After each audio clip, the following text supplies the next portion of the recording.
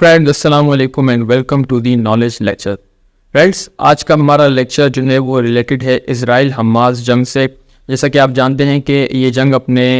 तीसरे महीने में लगभग दाखिल हो चुकी है और अनफॉर्चुनेटली अब तक 23,000 से ज़्यादा फ़लस्तीनी जो है वो लुक़मा अजल बच चुके हैं। जो इवेंट्स जिनकी वजह से ये सारी जंग शुरू हुई स्टार्टिंग फ्रॉम 7 अक्टूबर, आपको याद होगा हमास ने फ्लड अल अक्सा, जिसे तूफ़ान अल अक्सा भी कहा जाता है हमास और फ़लस्तीनियों की ज़बान में, उन्होंने ये क्यों किया, ये ऑपरेशन क्या ज़रूरत थी कि इतना बड़ा एक ऑपरेशन उन्होंने प्लान किया, और तब से लेके अब तक जो भी इवेंट्स हुए हैं उसमें क्या तब्दीलियाँ आई हैं, इन सब चीज़ों पर आज डिटेल में डिस्कशन होगी। सो स्टिक विद अस। वीडियो पर आने से पहले मेरी आप सबसे रिक्वेस्ट है कि do like share and subscribe और ज़्यादा से ज़्यादा लोगों तक हमारा ये लेक्चर पहुँचाएँ। Now let's get back to the lecture. जहाँ तक ऑपरेशन तूफ़ान अल अक्सा के बैकग्राउंड की बात है तो ये ऑपरेशन लगभग 3 महीने पहले शुरू हुआ था, जब 7 अक्टूबर 2023 को हमास और जिहाद इस्लामी, हमें जब भी इस ऑपरेशन या फिर फ़लस्तीनी रेजिस्टेंस मूवमेंट के बारे में बताया जाता है तो हमास ही जहन में आती है। लेकिन गाज़ा में हमास के अलावा भी एक तहरीक है जिसे जिहाद इस्लामी या फिर इस्लामिक जिहाद, जो कि इजरायली मुसाद और बाकी जो इंटेलिजेंस एजेंसीज हैं वो इसे इसी नाम से जो है वो पुकारते हैं। बेसिकली 7 अक्टूबर 2023 को हमास और जिहादी इस्लामी ने मिलकर एक ऑपरेशन प्लान किया जिसे तूफ़ान अल अक्सा यानी फ्लड अल अक्सा कहा जाता है। बेसिकली ये ऑपरेशन लगभग कोई 6:30 बजे के करीब सुबह स्टार्ट हुआ, जो कि वीडियोस जो बाद में हमास के फाइटर्स ने रिलीज़ की, इसमें वो दिखाते हैं कि वो प्लानिंग कर रहे हैं बैठ के और कुछ मैप्स के ऊपर जो है उनकी डिस्कशन हो रही है। इसके बाद कुछ मोटरसाइकिल सवार जो अल कस्साम ब्रिगेड, जो हमास का मिलिट्री विंग है, वो निकलते हैं अपने उन सेफ हाउसेस से और ये बॉर्डर वॉल की तरफ जाते हैं। ये तो थी एक तरफ की कहानी, लेकिन जो ओवरऑल कहानी है वो ये है कि सुबह 6 बजे के करीब हमास के जो अल कस्साम ब्रिगेड के जो मिसाइल्स वगैरह लॉन्च करते हैं, उन्होंने इसराइल के ऊपर 3,000 से ज़्यादा मिसाइल्स बैक वक्त लॉन्च किए। यह कहा जाता था कि एक डिकॉय था, एक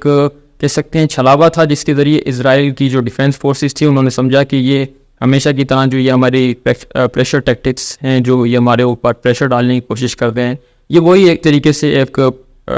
हो रही है, एक कार्रवाई हो रही है हमास की, और ये कोई इतना बड़ा ऑपरेशन नहीं हुआ। लेकिन इजरायली फोर्सेस को ये नहीं पता था कि इस वक्त उनके बॉर्डर के ऊपर 3,000 से ज़्यादा हमास और जिहाद इस्लामी के फाइटर्स हैं वो पहुँच चुके हैं। और जैसा कि उन्होंने प्लान किया था, 7 बजे के करीब उन्होंने एक एक करके इजराइल की जो माइटी बॉर्डर वॉल जिसे कहा जाता है, जिस पे इजराइल बड़ा प्राउड करता था कि हम वॉल्स बना रहे हैं ताकि इन टेररिस्ट जो फ्रीडम फाइटर्स हैं, जिन्हें इजराइल सो कॉल्ड टेररिस्ट कहता है, अपने से दूर रख सकें। लेकिन आपको ये जान के हैरानी होगी कि हमास ने इतना एक्यूरेट प्लानिंग की हुई थी कि 20 मिनट से भी, लगभग 15 से 20 मिनट में उन्होंने इन तीनों बॉर्डर वॉल्स को ब्रीच करते हुए वो इजरायली यानी कि ऑक्यूपाइड पैलेस्टीनियन टेरिटरी, कहा जाता है कि जो हमास की जो वेपन्स और इनकी जो यानी एक्यूरेसी है वो इतनी ज़्यादा थी कि इजरायली फोर्सेस को संभलने का भी मौका नहीं मिला। बहुत सी ऐसी वीडियोस आपने देखी होंगी जिसमें इजरायली फौजी जो है वो शॉर्ट्स में घूम रहे थे, उनके पास प्रॉपर वेपन्स तक नहीं थे, उन्हें ये तक नहीं पता था कि हमास के जो फाइटर्स हैं उनके सरों पर आकर बैठ गए हैं, और वही हुआ जो होता है, एक के बाद एक वो भी उनकी गोलियों का निशाना बनते रहे। इन सब चीज़ों को करने के बाद हमास के फाइटर्स जो थे उन्होंने अपने असल और एक्चुअल प्लान, जो कि था यरगमाल बनाना, कैप्टिव्स को गाज़ा लेके आना, ताकि वो अपने फ़लस्तीनी मुजाहिद जो इजराइल के कब्ज़े में है उन्हें छुड़ा सकें। एक एक करके इन बॉर्डर वॉल्स को तोड़ने के बाद और इजरायली फ़ौजियों को रास्ते से हटाने के बाद वो उन शहरों की तरफ गए जैसे अशदोद, अश्कलॉन, ये वो शहर हैं जो बॉर्डर के साथ ही हैं गाज़ा के साथ, और ये तरीके से सेटलमेंट्स हैं जहाँ यहूदियों को ला के बसाया गया था 48 में। और 48 में आपको याद होगा जब एक तहरीक शुरू हुई थी कि मुफ्त में ज़मीन मिल रही है फ़लस्तीनियों की, आओ और कब्ज़ा माफिया कब्ज़ा कर लो। दरअसल हमास का जो असल प्लान था वो यही था कि इन इलाकों में जाना और यहाँ से लोगों को पकड़ के लेकर आना। अब इसमें बहुत सी मिथ्स है कि हमास ने जो है यहाँ पे कत्लेआम मचाया और लोगों को मारा और बेगुनाह लोग जो है वो इसमें लुक़मा अजल बने, लेकिन वो जितने भी थे, अगर आप उनकी वीडियोस देखें, उन सब के पास वेपन थी। ये दरअसल वो लोकल वहाँ के फौजी थे या पुलिस वाले थे जो फोर्सेस में हैं, और उन्होंने हमास के फाइटर्स के ऊपर फायर खोल दिया और रिटर्न फायर में हमास ने उन सबको अपने रास्ते से हटा दिया। ये तो थी कहानी, लेकिन आगे जो कुछ हुआ और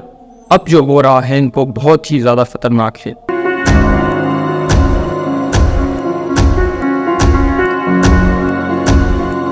ग्रेट इजरायली फेंस, और जिसे द ग्रेट इजरायली वॉल भी कहा जाता था, जिस पे बड़ा प्राउड करते थे इजरायली के, हमने जो है वो फ़लस्तीनियों को कॉर्नर कर लिया है और we have our great walls जो कि इन चूहों को हमसे दूर रखती है। लेकिन आपको जान के हैरानी होगी कि यहाँ पर मैं एक कोट करना चाहता हूँ एक आयत को कि एक मंसूबा आप बनाते हैं और एक मंसूबा खुदा बनाता है और बेशक खुदा का मंसूबा ही गालिब होता है। 2006 में जब से हमास ने गाज़ा पट्टी पर अपना कंट्रोल बनाया, उसके बाद से ही इजरायली फोर्सेस जो है वो गाज़ा के आसपास जो है वो फेंसेस और उसके बाद एक बहुत बड़ी दीवार उन्होंने खड़ी की। बेसिकली ये फेंस जो थी इसके ऊपर इजराइल ने अब तक कहा जाता है कि $1 बिलियन से ज़्यादा जो है वो इन्वेस्ट किया है इसे मजबूत करने के लिए। इस फेंस की और इस जो बॉर्डर प्रोटेक्शन सिस्टम है इसकी जहाँ तक बात की जाए तो ये 3 लेयर्स में डिवाइडेड है, जिसकी पहली लेयर एक फेंस है जो कि 2006 के बाद से इजराइल ने बनाई थी, और दूसरी जो है वो भी एक फेंस है लेकिन ये फेंस थोड़ी बड़ी है। इसके अंदर रिजर्वायर्स, कंसेंट्रीना वायर्स, कॉइल्स वगैरह लगी हुई हैं जो कि जिसे खारदार तार कहते हैं, जो किसी भी इंसान को या किसी लिविंग बीइंग को जो है वो यहाँ से गुजरने नहीं देती है, रोकती है। लेकिन जो तीसरी और सबसे आखिरी जो इनका बॉर्डर प्रोटेक्शन सिस्टम है वो एक बहुत बड़ी दीवार है। आपने सुना होगा the great Israel wall on Gaza. ये वही दीवार है जिसके ऊपर इजराइल ने अब तक $1 बिलियन से ज़्यादा इन्वेस्ट किया है और US टैक्स पेयर्स ने पे किया है। जैसे कि आपको पता है इजराइल अमेरिका से जो है वो एड लेता है और फ़लस्तीनियों को कत्ल करने और उनको कैदी बनाने में ये पैसा इस्तेमाल होता है। बेसिकली 2006 के बाद से इजराइल ने इसी बॉर्डर प्रोटेक्शन सिस्टम को अपग्रेड किया, जिसमें उनकी थर्मल इंफ्रारेड नाइट विजन जो है वो कैमराज उसमें लगे हुए हैं और उसके अलावा ऑटोमेटिक मशीन गन्स भी माउंटेड है। आपने देखा होगा हमास की जो वीडियोस हैं इसमें हमास ने बड़ी सफाकी से और बड़ी चालाकी से इस बॉर्डर वॉल को ब्रीच किया। उनके पास ऐसे इक्विपमेंट और ऐसे एक्सप्लोजिव थे जिन्होंने ब्रीच करते हुए इन सारे सिस्टम को लगभग 15 मिनट के करीब इस तीनों जो है वो वॉल्स को और फेंसेस को जो है इन्होंने ब्रीच कर दिया और माइटी इजराइल वॉल का जो गुरूर था वो गाज़ा की खाक में मिल गया। यही वो सारी चीज़ें हैं जिससे इजरायली मोसाद जो है वो अब तक हिली हुई है कि इतनी बड़ी जो कह सकते हैं कि सिक्योरिटी ब्रीच कैसे हो गई। I mean, आप अगर किसी बॉर्डर वॉल के ऊपर $1 बिलियन लगाएं और वो बॉर्डर वॉल 15 मिनट भी ना टिक पाए तो सोचिए कि कितना बड़ा इंटेलिजेंस फेलियर है। फ्रेंड्स, ये सिर्फ बॉर्डर वॉल का इंटेलिजेंस फेलियर नहीं है बल्कि ये फेलियर है हर उस इजरायली इंटेलिजेंस एजेंसी का जो अब तक हमास और जो फ़लस्तीनी रेजिस्टेंस ग्रुप है उनके अपनी नज़र बना के रखी है। कहा जाता है कि इस बॉर्डर प्रोटेक्शन वॉल की ब्रीच के बाद जो इजरायली प्राइम मिनिस्टर है नेतन्याहू, उसने लगभग एक तरीके से बेइज्जत किया था मोसाद के चीफ को कि आपके होते हुए ये इतनी बड़ी ब्रीच जो है वो कैसे हो गई। A great Israeli intelligence failure. Israeli Mossad, आप जानते हैं कि इजरायली मोसाद के बारे में बहुत सी कहानियाँ मशहूर हैं माजी में कि इजरायली मोसाद अगर उनके दुश्मन सांस भी ले रहे हो तो उन्हें पता लग रहा होता है और अगर ज़मीन के अंदर भी उनका दुश्मन छुपा हो तो वहाँ से भी निकाल के मारते हैं। लेकिन हमास के अल कस्साम ब्रिगेड ने इस मिथ को तबाह बर्बाद करके रख दिया। फ्रेंड्स, 7 अक्टूबर 2023 को हमास ने अल अक्सा फ्लड के नाम से जो ऑपरेशन लॉन्च किया। कहा जाता है कि मोसाद को आज तक पता नहीं चल पाया कि हमास ने इतना बड़ा ऑपरेशन कैसे कर लिया। इजरायली इंटेलिजेंस की अगर बात की जाए तो इजरायली इंटेलिजेंस जो है वो बहुत सी ऑर्गेनाइजेशंस पर मुश्तमिल है। अगर हम इजरायली इंटेलिजेंस को सर्च करते हैं तो मोसाद ही सामने आती है, लेकिन मोसाद के अलावा भी इजराइल की इंटेलिजेंस जो है वो एजेंसी हैं, जैसे कि शिन बेत एक्चुअली उनकी लोकल इंटेलिजेंस एजेंसी है और वो लोकली काम करती है। ज़्यादातर वेस्ट बैंक में जो है वो ये डिप्लॉयड है और वेस्ट बैंक में जो फ़लस्तीनी मुजाहिद हैं इनके खिलाफ ये कार्रवाइयाँ करती हैं। उसके अलावा यमाम इनकी इंटेलिजेंस एजेंसी है जो शिन बेत के साथ मिल के ही जो लोकल डोमेन्स हैं इनकी जो कॉल्स है वो ट्रेस करती है। लेकिन गाज़ा के ऊपर जिस इंटेलिजेंस एजेंसी को इजराइल ने जिम्मेदारी दी थी उसे यूनिट 8200 कहा जाता है। बेसिकली ये यूनिट 8200 जो है ये 1952 में इस्टेब्लिश हुआ था और इसका काम है साइबर डोमेन में और इसका काम है जो केबल कनेक्शंस होते हैं, यानी कि आप जब कॉल करते हो किसी को और कपल्स के दरमियान आप जो अपनी ट्रांसफ़र करते हो मैसेजेस, ये उसको जो है वो ब्रीच करते हैं और ये उनको डिकोड करते हैं। न्यूयॉर्क टाइम्स के मुताबिक इजरायली इंटेलिजेंस के इसी 8,200 यूनिट ने जो है वो बहुत बड़ा ब्लंडर किया है यहाँ पर। और कहा जाता है कि इजिप्ट ने 1 महीने पहले इजरायली जो इंटेलिजेंस थी इसे एक कह सकते हैं टिप दी थी कि भाई आपकी जो बॉर्डर वॉल है इससे प्रोटेक्ट करें, क्योंकि हमें लगता है, हमारी इंटेलिजेंस सोर्सेज ये बताती हैं हमास कोई बहुत बड़ा अटैक प्लान कर रही हैं। लेकिन